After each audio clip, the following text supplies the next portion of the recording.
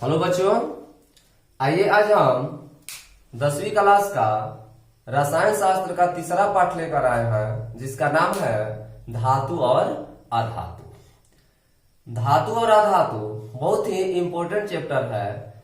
इसके कुछ महत्वपूर्ण वस्तुनिष्ठ प्रश्नों को हम लोग देखते हैं। आइए आप देखिए कितना में कितना आपका स्कोर जाता है।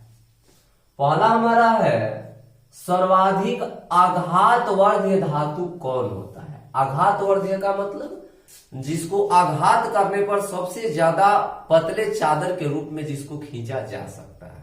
पढ़ाए थे हम लोग कि धातु क्या होता है, आघातवर्धनीय और तन्य होते हैं, यानी हथौड़े से पीट पीट कर पतले चादर के रूप में इसे खींचा जा सकता, पतले तार के रूप में। तो सबसे ज्यादा आघातवर्धनीय बताना है, यानी चांदी, हाँ चांदी भी होता है। सोना, हाँ इससे भी बेस्ट सोना होता है। टीन, पीतल, सबसे ज्यादा आघातवर्धीय यदि होगा तो सोना। देखते हैं कि नहीं कितना पतला से पतला आभूषण बनाया जाता है सोने का, तो आघातवर्धीय तभी तो। दूसरा प्रश्न है, पीतल किस धातु का मिश्र धातु है। माने पीतल किन किन धातुओं से मिलकर बना होता है। कॉपर और जिंक से, कि लोहा और जास्ता से, कि कैल्शियम और चांदी से, कि सोडियम और कार्बन से।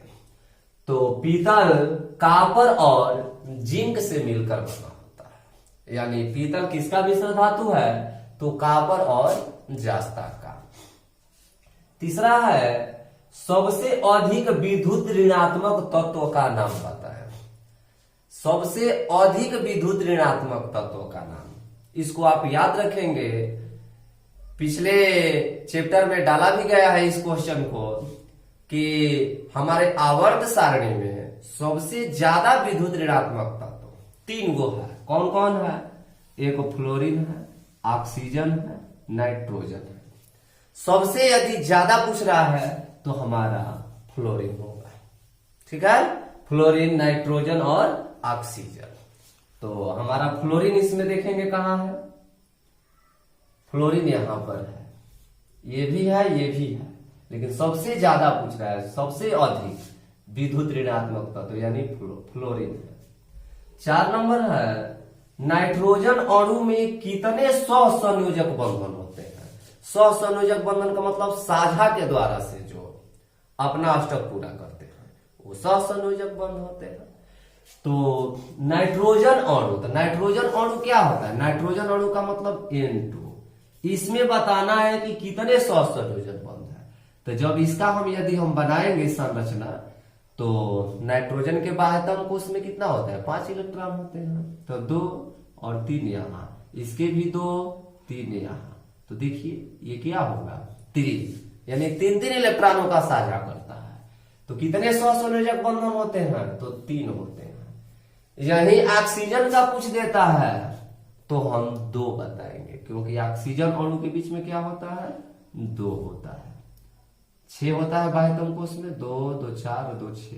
तो 6, 2, 8, इसका भी 2, 2, 4, 6, 2, 8। तो यदि ऑक्सीजन अणु पूछता है तो 2, यदि नाइट्रोजन अणु पूछा है तो 3। 5 नंबर है, शुद्ध सोना को व्यक्त किया जाता है, यानी कितना कैरेट में, 20 कैरेट, 21 कैरेट, 22 कैरेट, 23 कैरेट या 24 कैरेट। तो शुद्ध सोना जो होता है वो 24 कैरेट का होता है। कितने कैरेट का होता है, 24 कैरेट का। कहा जाता है कि शुद्ध सोना का आभूषण नहीं बनाया जा सकता। क्यों नहीं बनाया जा सकता, क्योंकि शुद्ध सोना लचीला होता है, लपता है। यदि शुद्ध सोने का यदि आभूषण बना दिया जाए तो आप अनुमान लगा सकते हैं कि वो उसका यूज क्या होगा। नाक में का बनाकर कोई लाएगा, ऊपर नीचे करेगा, ऊपर नीचे हो जाएगा, यानी कम बेसी हम लोग कर देंगे। यानी शुद्ध सोने का कभी आभूषण नहीं बनता है। 22 कैरेट, 18 कैरेट, 20 कैरेट जो भी हो, सब दुकान पर जाते हैं तो लिखा रहता है कि यहाँ 22 कैरेट का शुद्ध सोना मिलता है। शुद्ध सोना थोड़े होता है 22 कैरेट, शुद्ध सोना तो असली 24 कैरेट का होता है। किसी किसी दुकान पर तो लिख दिया रहता है बकलॉग यहाँ 24 कैरेट का शुद्ध सोना मिलता है, 24 कैरेट का शुद्ध सोना हम लेकर क्या करेंगे और कोनो उपयोगी नहीं होगा। तो ध्यान रखेंगे, शुद्ध यदि शुद्ध सोना होगा तो 24 कैरेट का, जो हमको आभूषण बनाया जाता है वो 22 कैरेट, 22 कैरेट, 21 कैरेट, 20 कैरेट, जो भी हो।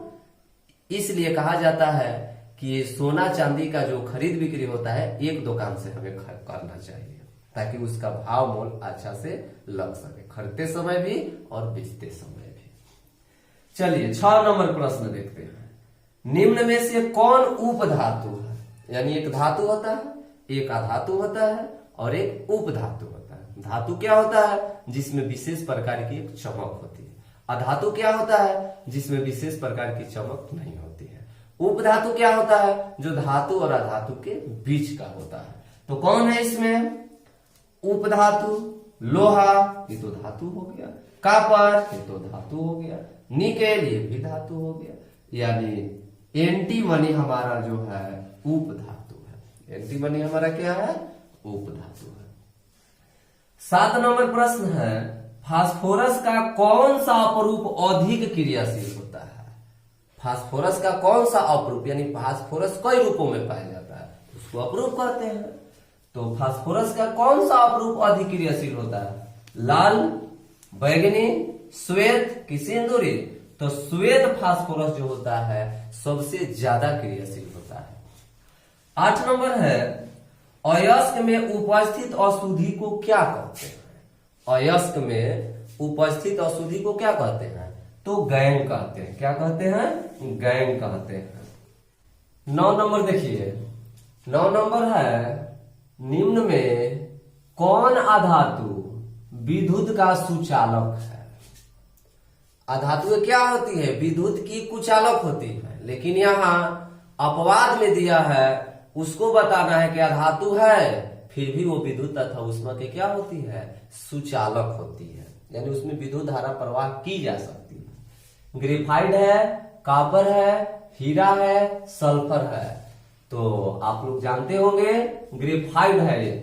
ग्रेफाइट अधातु होते हुए भी विद्युत तथा उष्मा के क्या होते हैं? सुचालक होते हैं।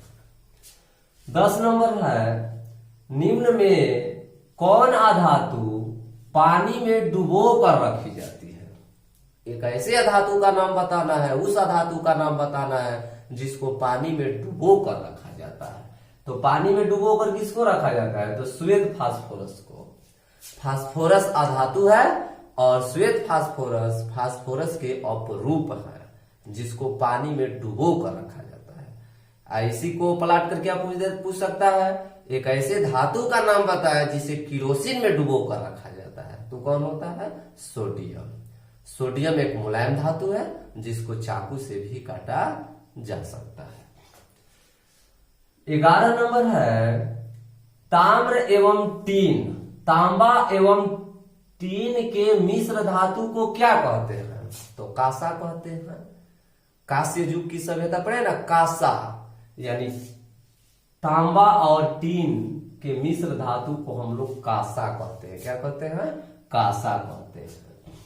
है पीतल वाला जो हम लोग पढ़े थे अभी, कॉपर और जस्ता का, ये कॉपर और जस्ता का है, और ये कांसा, ये दोनों ही इंपॉर्टेंट क्वेश्चन है, इसको ध्यान दीजिएगा। 12 नंबर है, बॉक्साइट किस धातु का अयस्क होता है? तो एल्यूमिनियम का होता है, एल्यूमिनियम का होगा।